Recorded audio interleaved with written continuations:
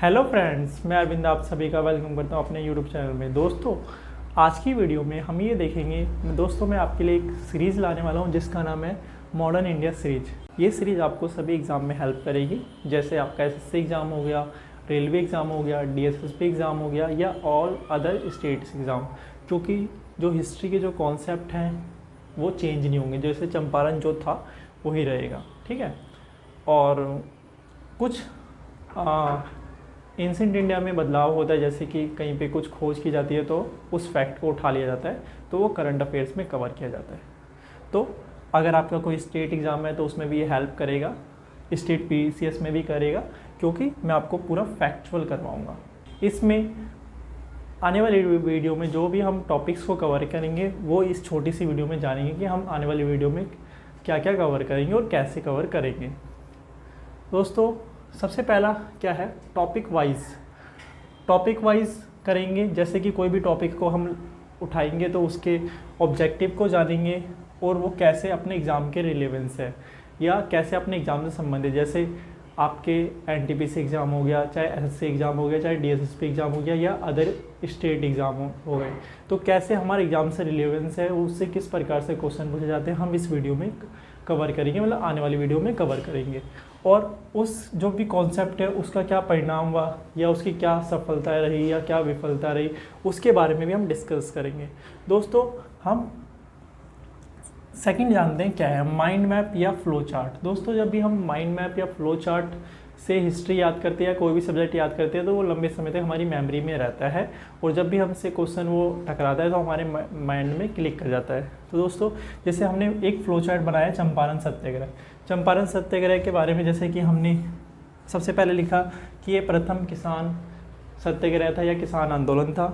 दूसरा 1917 में हुआ, चंपारण बिहार में हुआ, और 3 कठिया प्रणाली थी उससे संबंधित है। जैसे कि अगर आपके पास 1 बीघा ज़मीन है तो उसमें 3 कट्ठा में या 20 कट्ठा ज़मीन है तो 3 कट्ठे में आपको नील की खेती करनी है। दोस्तों, ये नकदी क्रॉप से संबंधित थी, नकदी फसल से संबंधित थी।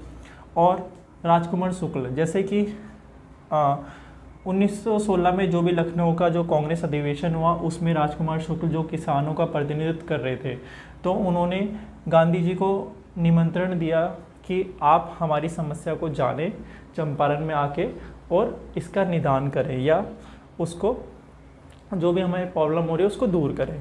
फिर उसमें कौन कौन लोग सम्मिलित हुए, जैसे कि राजेंद्र प्रसाद जी, जेपी कृपलानी जी। फिर उसके परिणाम क्या हुए, जैसे जांच समिति में कौन कौन से व्यक्ति थे। तो इस प्रकार से हम किसी भी टॉपिक को अगर हम उठाएंगे, एक टॉपिक को इस प्रकार उठाएंगे और उसका एक फ्लो चार्ट तैयार करेंगे और इस प्रकार से एक्सप्लेन करेंगे।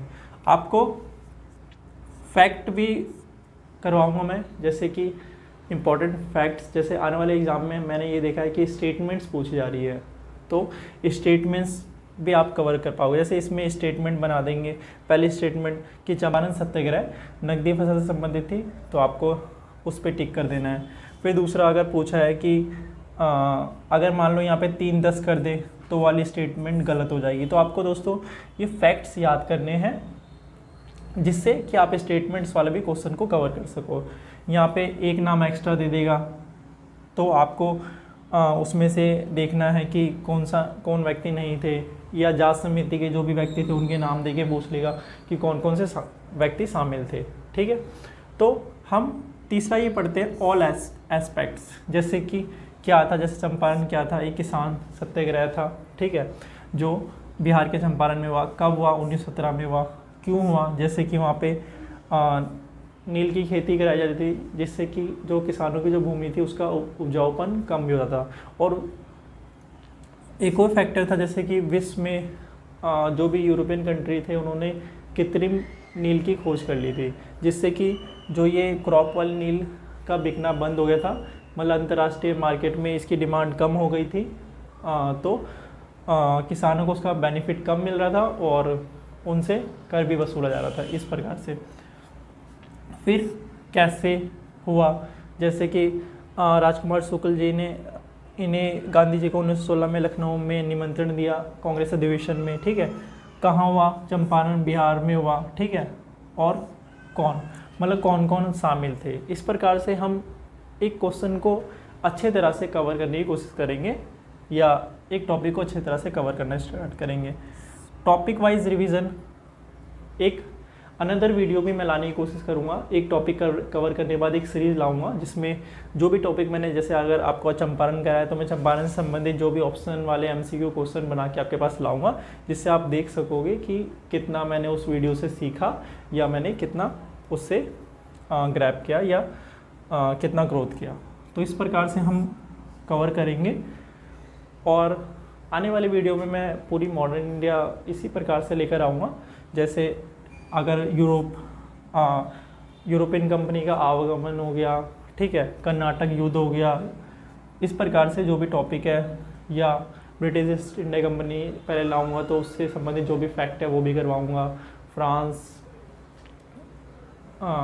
जो भी फ्रांसीसी कंपनी थी, ठीक है, इस प्रकार से टॉपिक वाइज हम कवर करेंगे। Thank you for watching this video.